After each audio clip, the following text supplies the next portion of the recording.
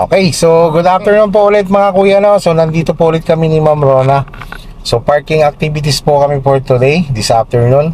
But before kaming mag-parking lesson, tuturuan muna natin si Ma'am Rona ng mga pagliko, mga tamang pagliko, yung mga reference points sa pagliko na hindi po nagagater, hindi po nag-overshoot sa kabilang lane. Ano, Ma'am Ron?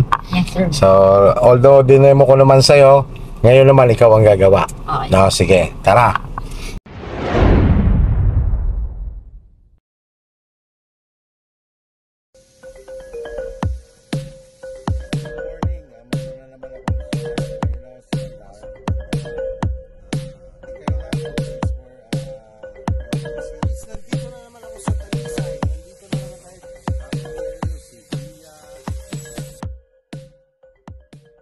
Okay, so mga kuya, no, kapag kayo po ay liliko sa ganito, pakaliwa, no, tulad ng gagawin ni Ma'am Rona, sige ma'am, straight lang po ikaw. Ang unahin mo muna yan, pag-signal, ano, magbigay agad tayo ng signal. And then, tapat ang sarili sa pinakagilid ng kalsada. Yan. Okay, sige po, liko po ikaw. Yeah. Yeah. Yan. Bawi, control ang sasakyan pag napapabilis, control. So ang technique lang dyan, Ma'am Ron, ano, sa lumiliko, para maiwasan po talaga natin yung makasagi tayo. Basta ma'am, alam mong mali na ang pagliko o pagkabig mo lang manibela, wala kang ibang isipin kundi pumreno. Kaliwa po ulit tayo sa dulo. Signal, no, huwag makalimutan lagi si signal. Yan. Okay, tapat si sarili sa gilid ng kalsada. Yan, tandaan lang. Tapos ikot ang manibela. Yan.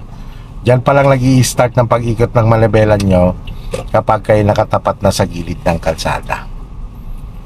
Okay, so doon sa dulo, ma'am, doon, subukan yung lumiko lang kayo lang, no? Yung hindi kita dinidikta lang. Basta huwag mong kalimutan yung kailan mag-i-start ang pagpihit ng manibela mo. Yan, tapos malayo pa lang, nagsisignal ka na. Pag mga ganito namang subdivision, 30 meters pwede na. Kapag ka mga busy road, yung mas marami na sasakyan, 100 meters. Reference point. Yan. Yo, tingnan mo, hindi ka pumupunta dyan sa kabila, di ba? Yan.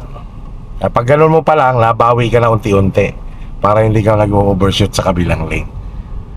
Yun ang inaaral natin. Tapos aralin mo na rin yung marunong kang umiwas dyan sa mga distraction ng kalsada. Kasama yan sa training mo, yung pag-iwas ng mga ganyan. Kasi yan ang realidad sa kalsada. May mga lubak, bato-bato, may kahoy. Yan lang ulit. Basta pagpakaliwa, sarili ang tinatapak. Control lang sasakyan, control. Op, bawi, op, stop. Yan. Pag ganyan, halimbawa ma'am, lumiliko ka lang ganon, alam mo na ikay pupunta sa kabilang lane dahil hindi mo pa nga ibabalik yung iyong manibela. Ang gawin mo, brake, para mai-prepare mo muna manibela mo, para pag move mo, hindi ka napunta doon sa hindi mo linya. Sige. Tingnan mo yan, kaliwa po ka tayo dyan, ano, dyan sa kantong yan. Sige, signal ikaw. Tingnan mo, enough lang yan sa isang ikot. Tapat mo lang sarili mo. Ikot ng isa. Sige, isa lang, tama.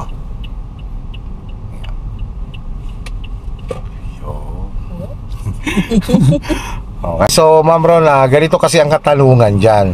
Nasa reference point ka na, ilang ikot ba ang manibela? No? Yan ang mga tanong. Ang sagot dyan, depende. Depende sa kanto. Depende sa kalsada. Katulad yan, di ba, pag inikutan mo siya ng isa, enough na siya. So sa mga makikipot naman, kapag nakuha mo na yung reference point mo, doon pa lang mag-i-start ng pihit ang manibela mo. And then kung ang tanong doon kung ilang pihit pa ba, depende mo yon sa nililikuan mo. So paano mo malaman kung ikaw ay magdagdag pa o hindi? Titingin ka sa point of view mo. Yon, doon pagka move mo kasi, marirecognize mo, kailangan mo pa pala magdagdag. Yon. Diyan ang tingin nun. Ang isang mata dito, ang isang mata doon sa pinupuntahan. Ma'am Ron, kanina, nung pumupunta tayo sa kaliwa, ang reference point natin, ang sarili mo ang tinatapat or ina-align mo sa gilid ng kalsada. Kapag naman ma'am kakanan ka, eto naman. Ang pinaka-reference point kasi natin dyan, dapat yung side mirror natin ay naka-align siya sa gilid ng kalsada. Paano natin nalalaman na ang side mirror natin naka-align na or lumagpas ng konti? Tulad ng sabi ko sa'yo, itong point na to, paglagpas ng frame, makikita mo yung gilid ng kalsada. Yan na yung palatandaan mo na yung side mirror pala ay naka-align na sa kalsada. Okay, tara po. Katulad yan. So, titingnan mo lang yung dulo ng frame mo, no? Yan. Nakita mo na yan. Isang ikot. Umpisa mo sa isang ikot. Yan. Isang ikot, ano? Pag kailangan mo siyang dalhin sa sagad para hindi nasasakop yung kabila, no? Yan. Control ulit ang sasakyan. Yan. Kaya di ba ang sikreto, napapansin mo? Yung bagal. Bagal, yung control sa galaw ng sasakyan. Kaya namamalis mo rin siya ng smooth lang din ang iyong manibela. Try mo dito.